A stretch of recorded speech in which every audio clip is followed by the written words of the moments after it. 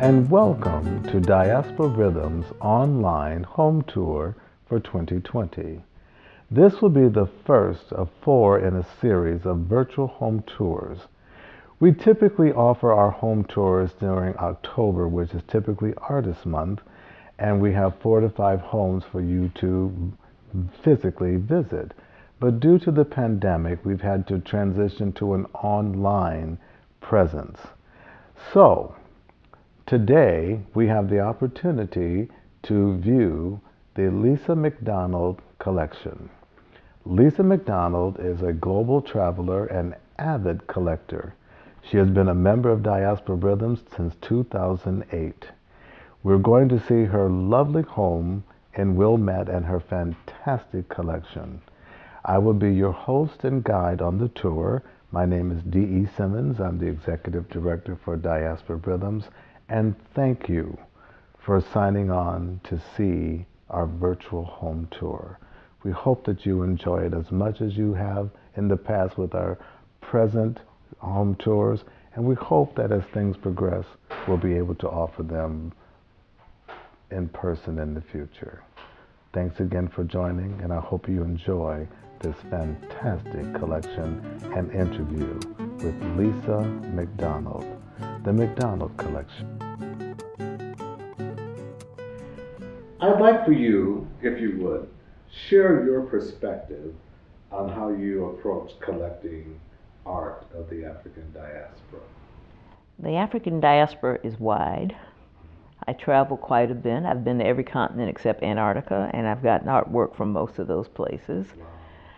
That, from the diaspora. And so at first I approached it almost with tourist art. But then I became a lot more deliberate. And I know the first piece I commissioned were the portraits of my sons that are up there, Lauren and Ryan, that were done when they were 2 and 5 by my cousin Garrett Williams. And so I enjoyed the process of commissioning because I get to describe what I think my kids are like. And to look at them from afar, and they still have some of those same traits that if you look at their faces, they still sort of have that same face. It allowed you to capture that moment in time. Yeah, it does. Okay. In the process, you think a lot about it because there are quite a few portraits that I've commissioned. But then it got a little bit more deliberate. I have always enjoyed art from the African diaspora, African American art. Initially, there wasn't a lot of exposure. I lived in Minnesota, I lived in LA, and I'm from Winston-Salem, North Carolina, where there have been a bunch of artists that come through. But I didn't really appreciate it till I got older. And if I knew what I knew now, I would have had a fabulous collection, more fabulous than now, in terms of the people that I was exposed to. Yes.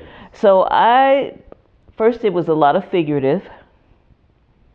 Generally, it represents something that I would like to have in my life, be it friendship, be it kids playing or enjoying themselves, or being it spirituality, in terms of just being pretty steady.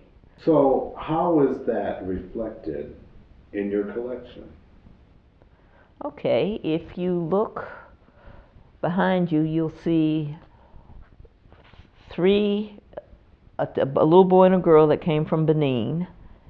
You'll see a woman that I bought out of Memphis called Uncommon Beauty, because I just thought she was fabulous, and I bought it at Pyramid Gallery, Joanne Hearn. Then you'll see, and they're all different, but then if you look here, there's Mr. Sharpie right behind me, and it's Why Not Me, and that spoke to me because you see the person on the outside, and then you see the two getting together, and a lot of times I think we ask ourselves, why not me? Why don't I have that? So at that point, I was claiming the couple as opposed to the person on the outside.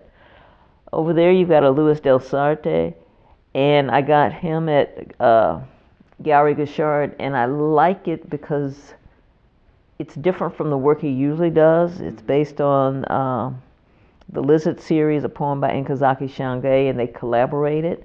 But you see so much in there. So you see the evolution from the figurative to the figurative abstract, and then right next to it is a piece by Freddie Styles that came from when Diaspora Rhythms took their Atlanta trip, and we were exposed to so many artists. I also see that you have a Joyce Owens.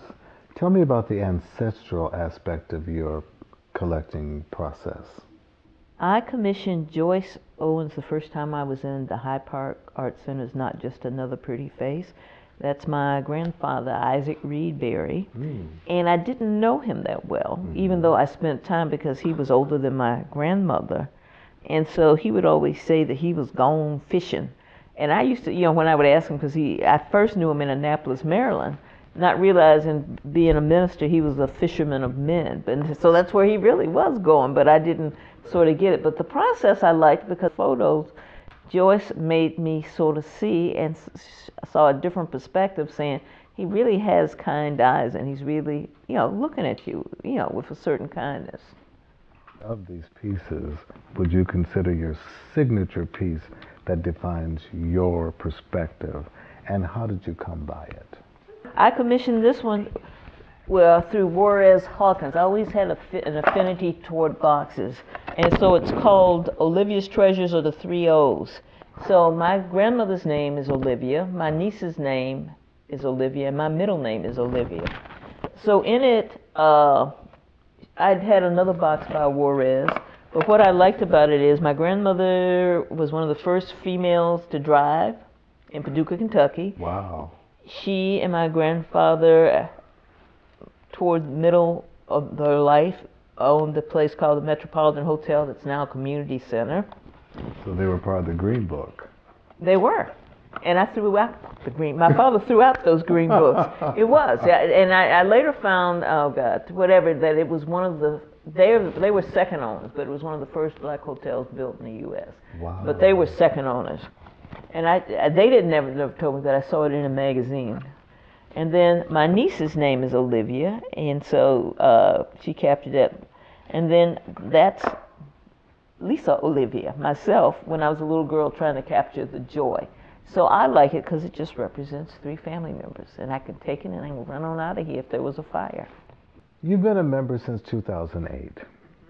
What impact has Diaspora Rhythms had on you as a collector, being engaged with others who share your passion? I think, first of all, we've learned from each other. And a case in point is, it was with Dan Parker, and we were at a gallery, and Louis Del Sarte had a show there, and we were just sitting there talking about, this piece right there, the Lizard, from the Lizard series, wasn't one of his regular ones, signature pieces that he was noted for. But we kept looking at it, and there was so much in there in terms of what you could see. It's a figurative abstract, and you see a woman, gorgeous body, you see a man sort of whispering in her ear, and then you see New York City or any major city, the lights behind, with a sort of bit of chaos. So probably early on, one of the first pieces I bought with Diaspora Rhythms was the Freddie Styles when we went to Atlanta. And then behind there is a Paul Benjamin. And I just loved it in terms of collage, because I grew up in North Carolina, was always surrounded by woods. I've got a park preserve up by me, so I've always had a thing for trees. And it just reminded me of home. Wow. But that was the woods that he would see going from Chicago to Atlanta when he was courting his wife, his now wife. But so, you get exposed to artists. You learn a lot through your series, but then you even learn more because you get all sorts of information about what's going on. And I think the more you're exposed, the more educated you are, it just piques your curiosity to want to learn more. So say, for instance, when I used to go to a country, I just go to the tourist market, I would do da-da-da-da-da. Now, I remember when I went to Santiago de Cuba about 3 years ago, I hired a guide, told the guide exactly what I wanted before I got there. And she took me and showed some incredible ceramicists, some incredible artists. And then it made you more comfortable to have dialogue with them, I think. Because we're exposed to so many in terms of the studio visits that we do. We just get exposed, and as part of Diaspora Rhythms, to just a lot of artists. So, with your vast experience in this wonderful collection, for those who are watching who might be interested in moving in this direction, what advice do you have for them in terms of how do I start or how do I approach this process?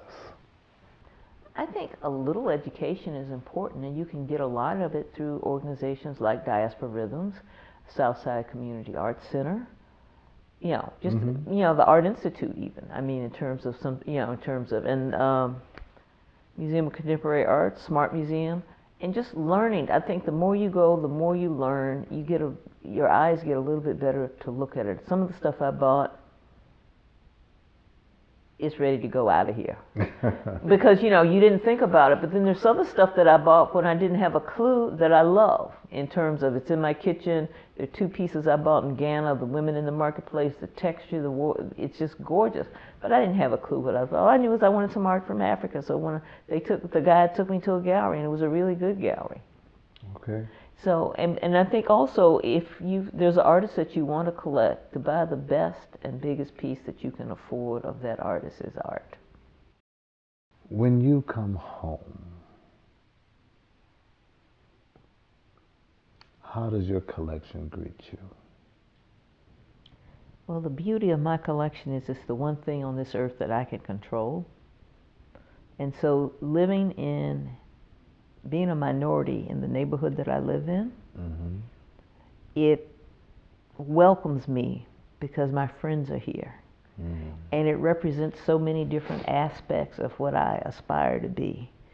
Whether it's being a good mother, in the future a good lover, or to be spiritually grounded, or to respect nature, or to be creative and just, in terms of looking at some of the abstracts, each time you look at it, you see something different.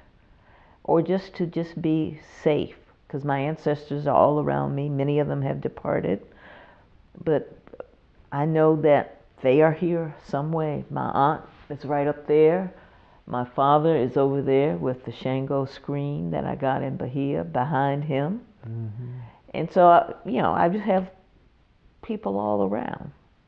So my spirits are protecting me. So that's how I feel. I feel protected, I feel loved, and I feel creative. It's important to note that your home is your sanctuary. It's an environment that should enrich you. And one of the ways that you do that is having things that reflect who you are. And by buying art of the African diaspora, you too can control your environment and nourish and heal yourself, because as we all know, it's rough out there. Lisa, I can't thank you enough. And it's so nice to see somebody live in this house post-COVID. Thank you.